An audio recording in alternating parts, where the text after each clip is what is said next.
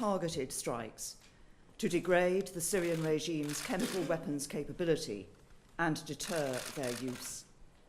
For the UK's part, 4 RAF Tornado GR4s launched Storm Shadow missiles at a military facility some 15 miles west of Homs, where the regime is assessed to keep chemical weapons in breach of Syria's obligations under the Chemical Weapons Convention. While the full assessment of the strike is ongoing, we are confident of its success. Let me set out why we have taken this action. Last Saturday, up to 75 people, including young children, were killed in a despicable and barbaric attack in Douma, with as many as 500 further casualties. We have worked with our allies to establish what happened, and all the indications are that this was a chemical weapons attack. We have seen the harrowing images of men, women, and children lying dead with foam in their mouths. These were innocent families who, at the time this chemical weapon was unleashed, were seeking shelter underground in basements. First-hand accounts from NGOs and aid workers have detailed the most horrific suffering, including burns to the eyes, suffocation and skin discoloration, with a chlorine-like odour surrounding the victims.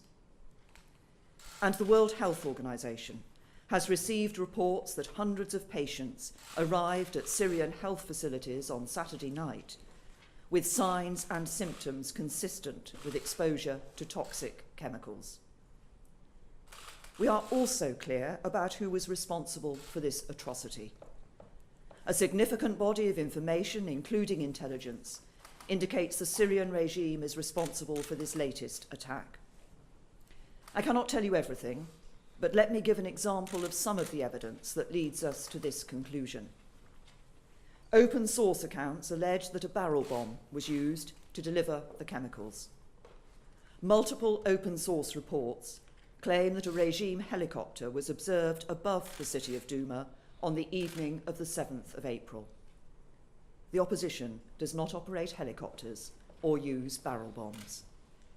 And reliable intelligence indicates that Syrian military officials coordinated what appears to be the use of chlorine in Douma on the 7th of April.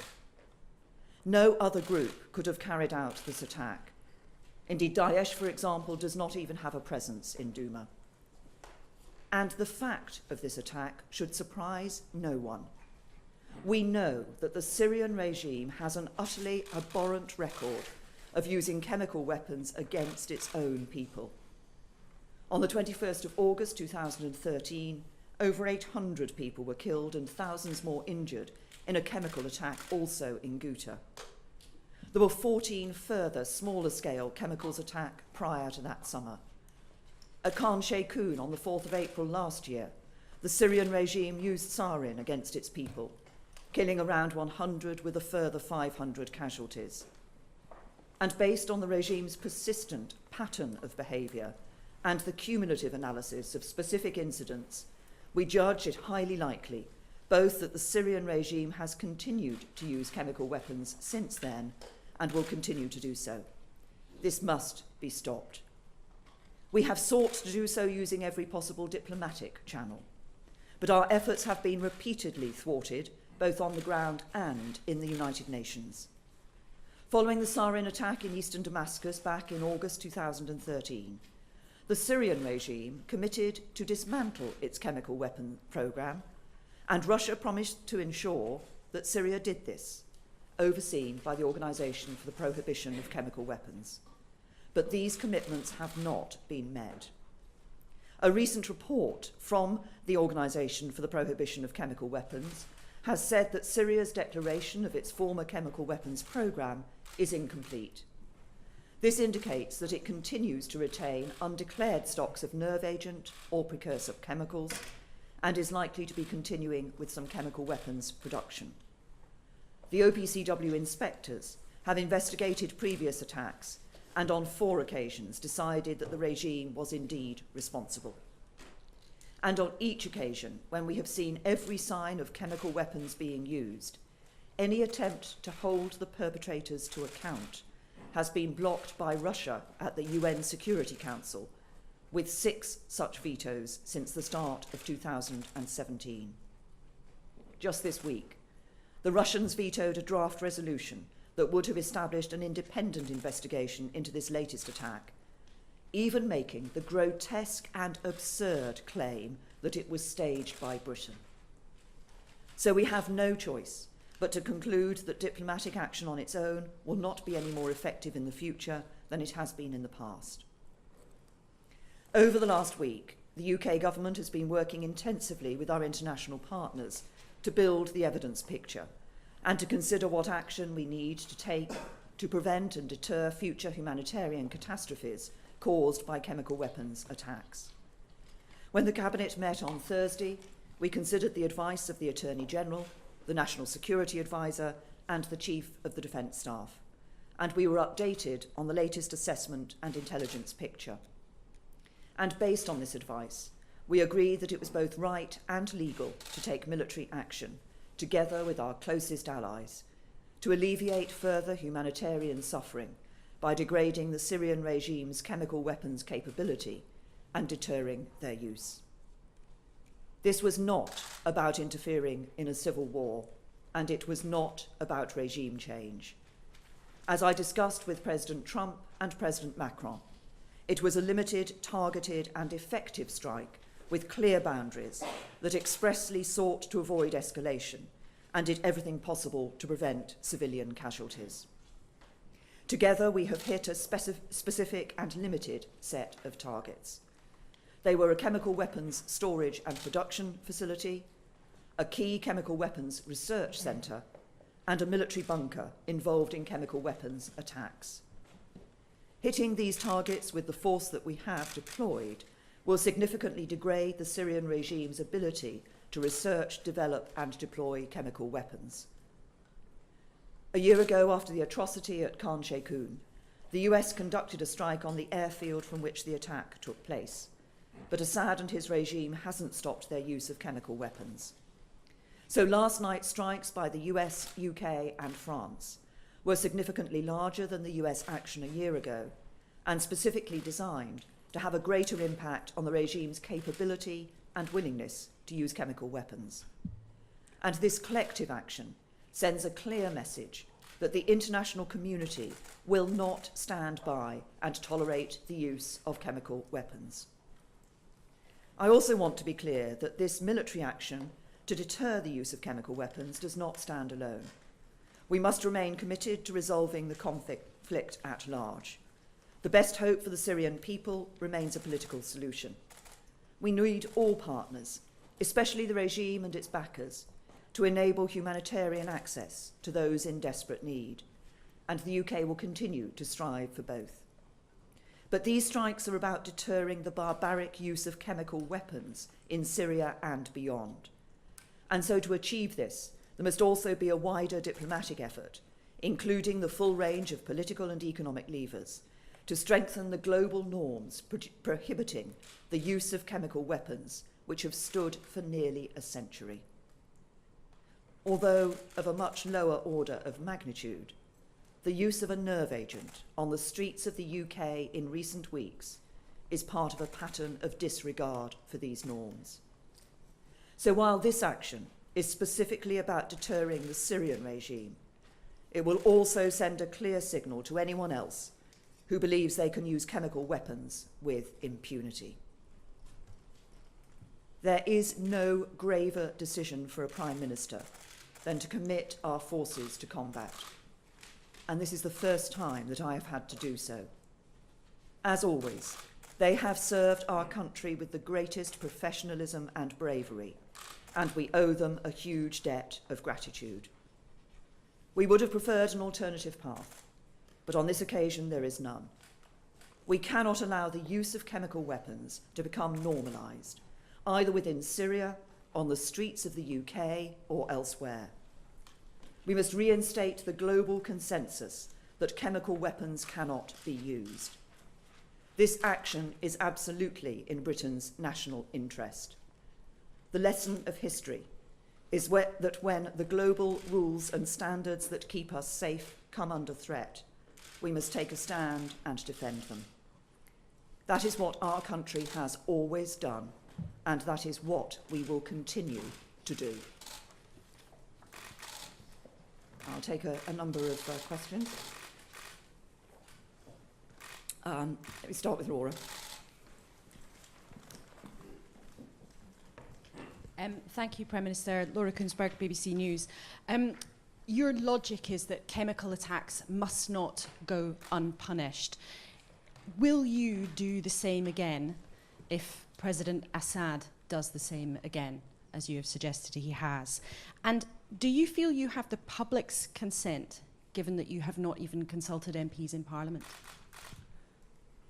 As I said in my statement, the purpose of the action that took place last night was to degrade and deter the capability and willingness of the Syrian regime to use chemical weapons. As I also said, obviously a full assessment has not yet been completed, but we believe that the action was successful. But the Syrian regime should be under no doubt of our resolve in relation to this matter of the use of chemical weapons. And I have taken this decision because I believe it is the right thing to do.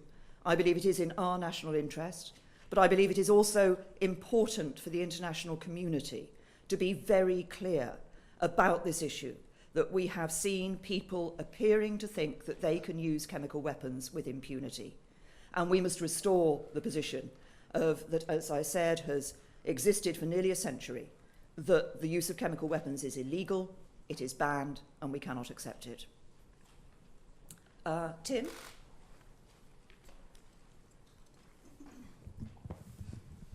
Thank you, Prime Minister. Tim Shipman from the Sunday Times. You were hinting towards the end of your statement there about possible further wider action against supporters of the regime. Can you explain why you haven't yet taken action against Russian money in London in the same way that the United States has? And on a linked point, we appear to be in a propaganda war with the Russians.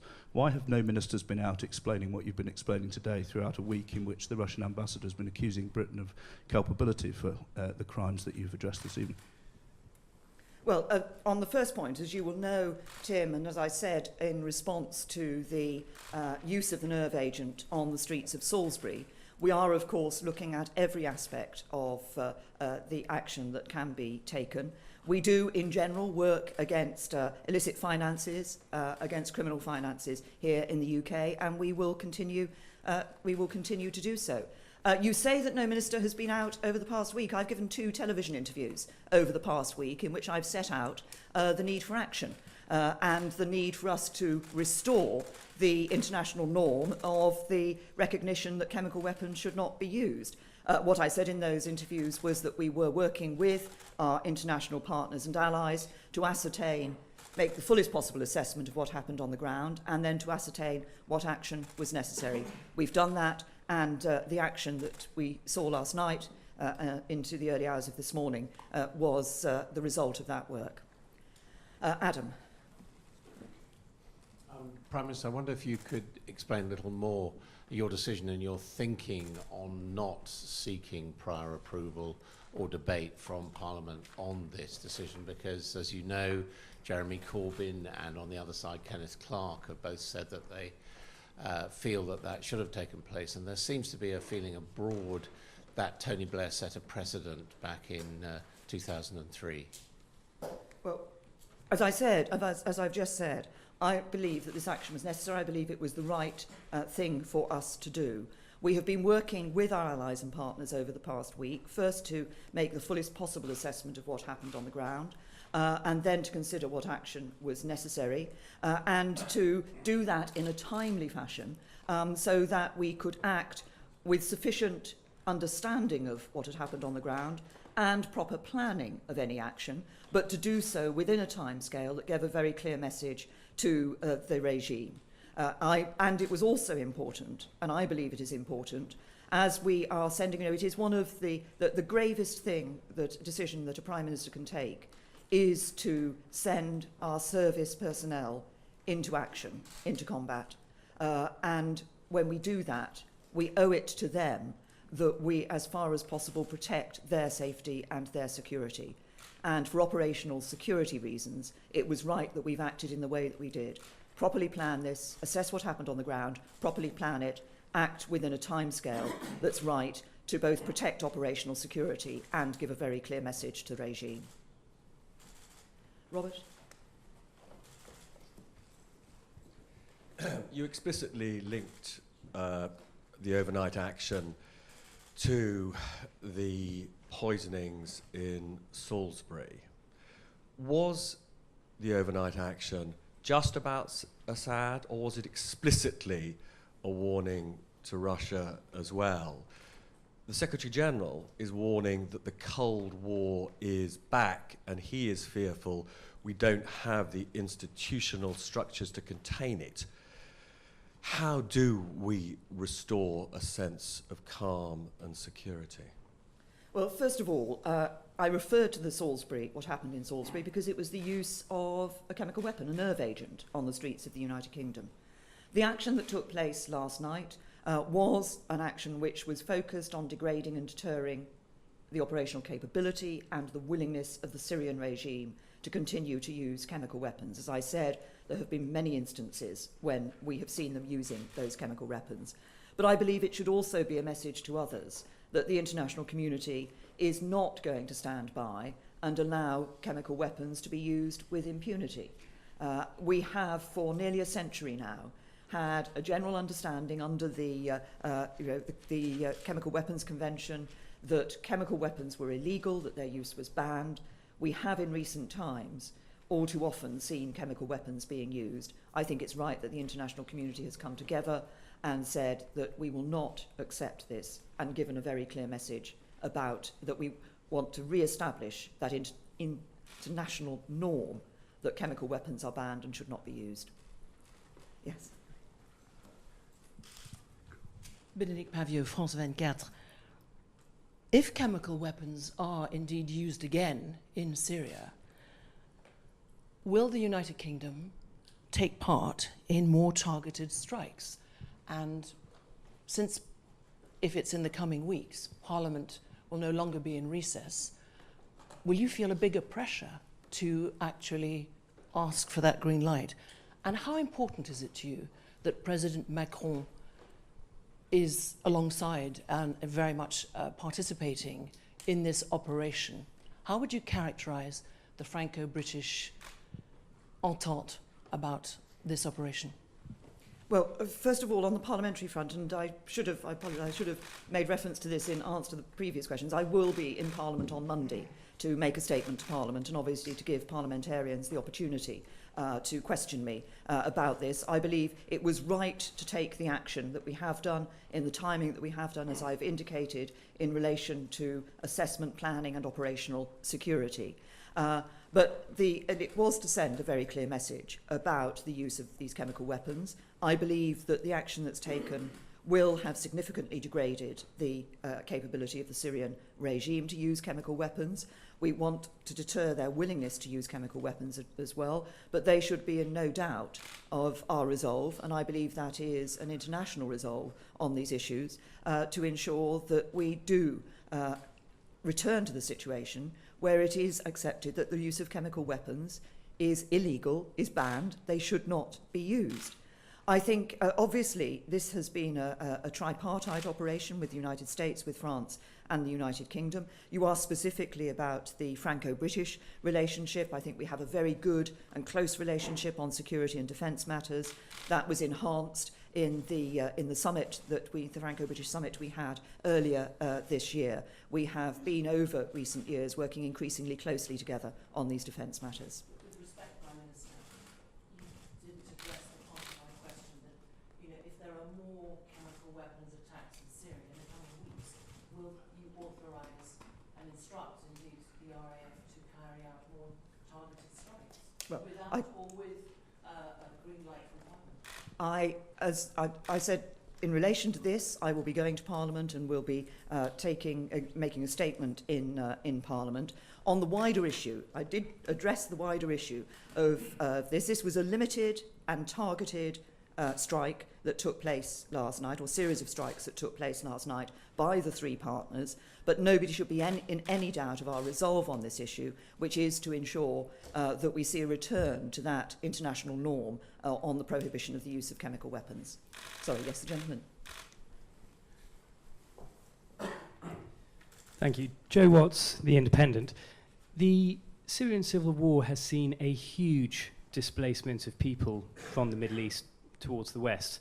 I'm just wondering if you think that your action today and the threat of further action from the West will exacerbate that and cause more people, more refugees to come to the West. And if you can tell us what extra planning, extra actions you're going to be taking to address that point, ease the pressure on nations and help the refugees themselves. Well, you're right to say that, of course, as a result of what has been taking place in Syria over the last few years, 7 years or so, we have seen a large number of people displaced within Syria, and obviously a large number of refugees from Syria being displaced both to countries in the region and further afield. And of course, we have been receiving a number of Syrian refugees here in the UK ourselves. But our focus has always been on support for refugees in the region, with considerable support to countries that have been providing refuge for them. Obviously, the Lebanon, Jordan and Turkey are the three countries that have particularly been providing a refuge for them. The purpose of this action is to prevent further humanitarian suffering. I think nobody can have been anything but appalled at the scenes that we saw and we've read about from the attack that took place in Douma. It is right, I believe, that the international community has acted to give that very clear message about this use of chemical weapons. Hi, Jessica Elgott from The Guardian. Prime Minister, are you concerned that you perhaps do not have the support of the British people for this action? Polling has shown that it's around a fifth of people who support further action in Syria. And what's your message to people who are uneasy about the action you've taken? Well, as I said, I have taken this decision because I believe it is the right thing to do. I think my message to people about this is that this is about the use of chemical weapons. We have, for nearly 100 years now, had a generally accepted position in the international community that, because chemical weapons are illegal, their use is illegal, they're banned, and that has generally been accepted. We have seen that international norm being eroded. It's been eroded in a number of ways. As I say, we've seen a nerve agent used on the streets of a city here in the United Kingdom. But we have seen the Syrian regime continuing to use chemical weapons, despite the fact that after August 2013, they said they were dismantling their chemical weapons, and Russia guaranteed that that was taking place. Though that commitment has not been met.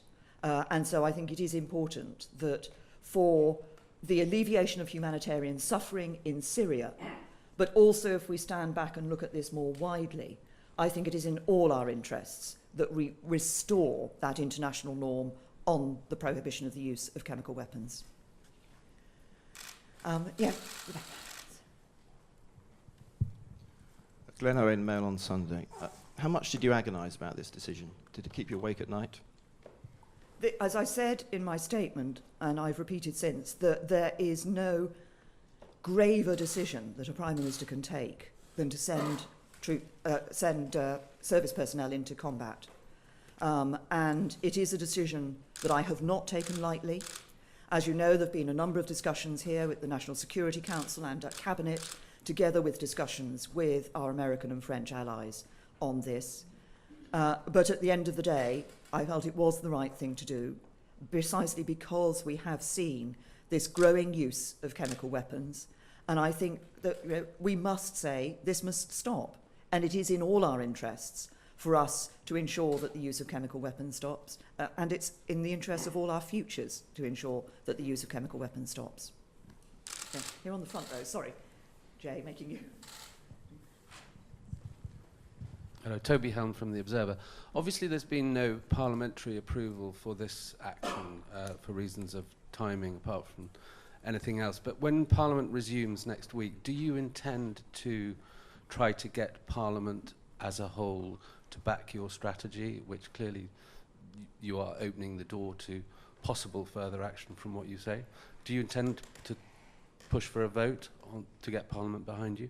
Well, as I say, and as you've picked up, in fact, in your question, I think it was right to take, the decision was taken for operational reasons after we'd had the opportunity to provide the fullest possible assessment and proper planning, and I believe it was the right thing to do. But we will, of course, be giving an opportunity. As I say, I'll be the first opportunity when Parliament resits will be on Monday for me to go into Parliament to make a statement and to hear the views of parliamentarians on this issue.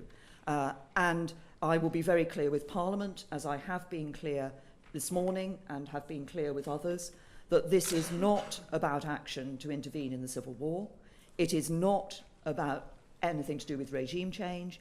It is about the use of chemical weapons. It's a limited and targeted set of strikes that have taken place in order to degrade and deter the capability to use chemical weapons. Sorry, on the second row here. Thank you, Prime Minister. Rahim Al-Farsi from Sky News Arabia. During your many statements, you have repeatedly talked about the victims of the Duma incident. Have you considered, or are you considering, to have some of these victims have the care and the medical care as the same was given to these cripples here in this country or in the West? And secondly, if it emerges that the Syrian regime has got other chemical sites that have not been attacked, would you go after them, and would you enlarge your tripartite coalition? Well, first of all, on the first point, obviously one of the issues that we have as the United Kingdom, together with other international parties, had concern for is the ability to access and provide the support necessary to victims, those who have been suffering from the humanitarian catastrophe that has been the use of chemical weapons, but indeed more generally in Syria. And as you will also know, we've made a number of attempts through the United Nations and others in other ways to try to ensure proper humanitarian access to people, to ensure that they can be provided with the proper medical care. And we will continue to push for that humanitarian access so that those who are innocent victims can be provided with the support that they need. As I've said in response to other questions, I believe it's important. This was a collective action taken by the UK together with France and the United States. There have been a number of other supportive statements from other international leaders that have come out following the action. The intent of the international community now must be to make every effort through a variety of channels to ensure that we can give this very clear message about the use of chemical weapons. That is what this action has been about, and that is what we will continue to press on in a whole variety of ways. Just behind you, Jay. Thank you, Prime Minister. Japan's newspaper, Yomiuri Shimbun. Because of this continuing and heightening tension between the West and Russia, some people started to call this situation a new Cold War. And what would you do, or could you do, in order not to let this military activity lead to a new Cold War? Well, as I say, this action has been focused on the activities of the Syrian regime. Obviously, the Syrian regime has been backed by Russia.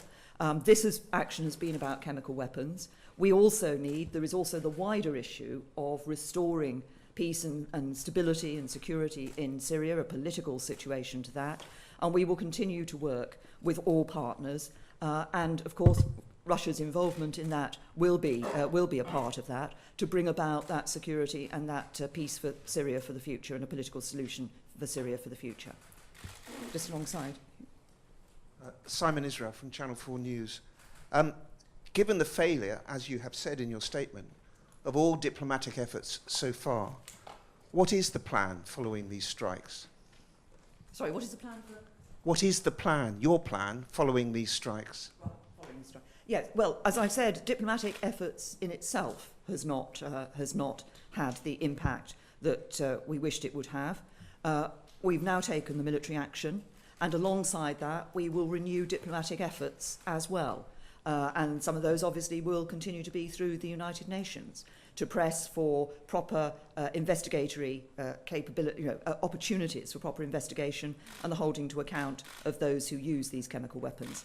As I said, the aim of this is to degrade operational capability of the Syrian regime and to deter their willingness to use chemical weapons.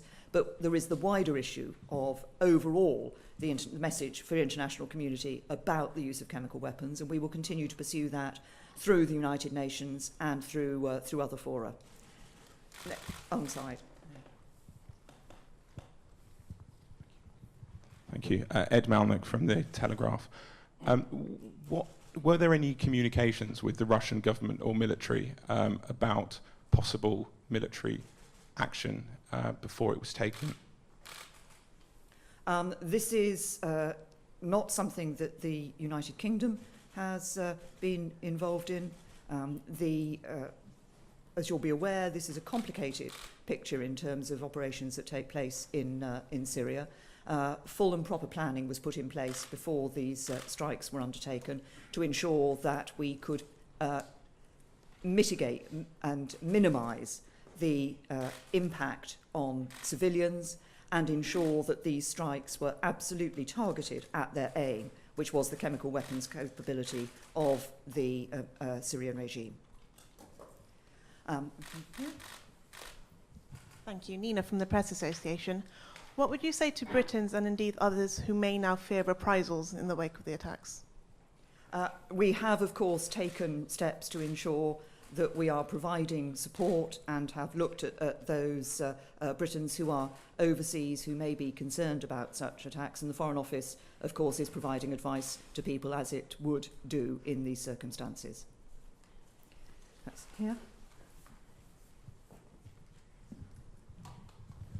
Katrin Kalweit, Süddeutsche Zeitung. Prime Minister, OPCW was on the way of going into Duma today. Why not wait 1 or 2 days in order to get a formal proof for the reproaches that there have been used chemical weapons, especially since the Russians are at the moment very carefully framing information that there are no proofs and that Great Britain is lying?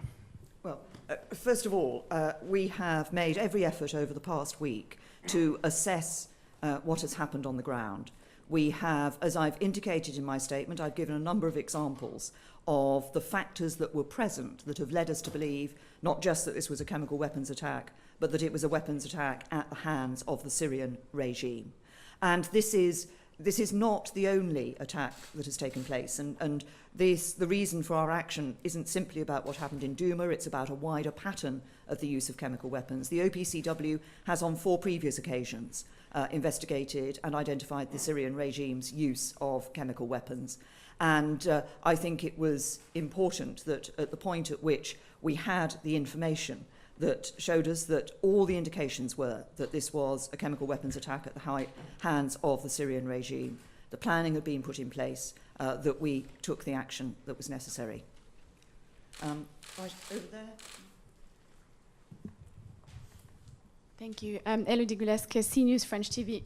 Given that chemical attacks happened before in Syria and the UK didn't take such measures as yesterday, do you think your decision last night about Syria would have been the same if the Salisbury attack didn't happen? We looked at this very much in terms of what had happened in Syria and the continued use of chemical weapons in Syria. After Khan Sheikhoun, the United States chose to act alone in relation to those attacks. I believe it was right on this occasion that there was a wider collective action that took place, which showed the strength of the action that was being taken. It was significantly greater action than was taken after Khan Sheikhoun, but also showed that strength of that international community's response. We've been concerned for some time about the use of chemical weapons in Syria, and the evidence that has been gathered about that continued use of chemical weapons was such that we felt it was right to participate on this occasion. We've just got 3 more here, so at the back there.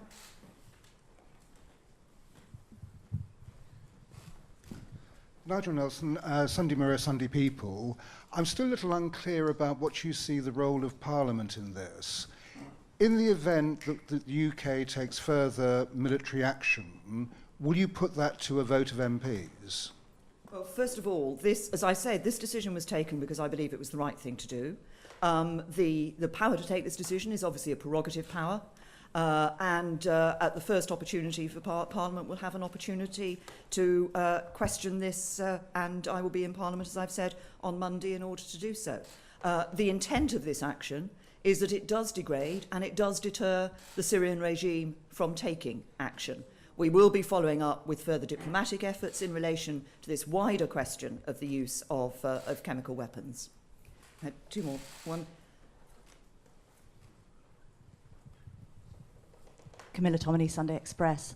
In light of Russia continuing to use its veto, are you concerned about the ongoing effectiveness of the United Nations? Well, I think my message would be this about the Security Council. Membership of the Security Council is, permanent membership of the Security Council is given only to a limited number of countries. I think it is important that those who sit around that Security Council table take seriously the responsibility they have to the wider international community for decisions that are taken. I hope that the action that is being taken in Syria will deter and degrade the Syrian regime's capability and willingness to use chemical weapons, but will also send a message to others about the use of chemical weapons. This is illegal, it's banned, it should not happen. And the gentleman on the second row here. William James, Reuters. Prime Minister, you've been very clear that this was not about regime change. Why not? And is it the British position now that Assad can stay as long as he doesn't use chemical weapons? No, this was about, as I've said, and you've recognised, this was specifically about the use of chemical weapons. There is a wider question on the future political solution for Syria, and that is a matter that we will continue to pursue in diplomatic channels and diplomatic and political channels with our international partners and allies. Now, the last one I'll take is from Dave. David Woodingson on Sunday. I'm just wondering, in light of the benefit of hindsight, do you feel that this, what's happened over the last 5 years has demonstrated that the vote in 2013 to take no action proves that taking no action in these cases can be as devastating as going in? Well, obviously, as you'll be aware, I was a member of the government in 2013. I voted to take action in 2013. I believe when the government put that to Parliament, we did it because we felt at the time it was the right thing to do. Following that, of course, there were commitments given by the Syrian regime in relation to destroying their chemical weapons, and Russia committed to guaranteeing that that was taking place. That has not happened. And I think it is right now that we have sent that clear message by taking this military action. Thank you.